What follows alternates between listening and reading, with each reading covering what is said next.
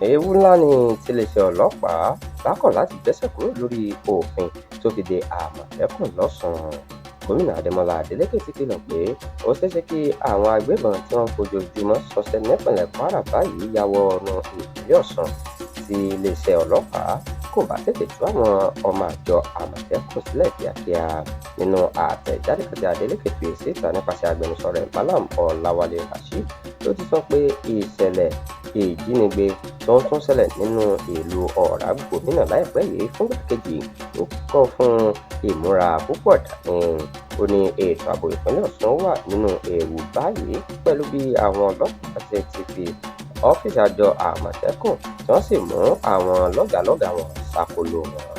Adeleke ní àìsí lẹ́nu iṣẹ́ àwọn àmọ̀tẹ́kùn báyìí jẹ́ kí àlàfo ńlá wà nínú ọ̀rọ̀ ètò ààbò káàkiri ìpínlẹ̀ Ọ̀ṣun.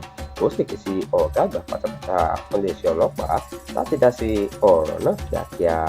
Ó ní kí àwọn ọlọ́pàá gbé àwọn àmọ̀tẹ́kùn tí wọ́n wà lákọlò wọn lọ sí kóòtù dípò bí wọ́n ṣe dá wọn gúnlẹ̀ láti bí oṣù 4 sẹ́yìn.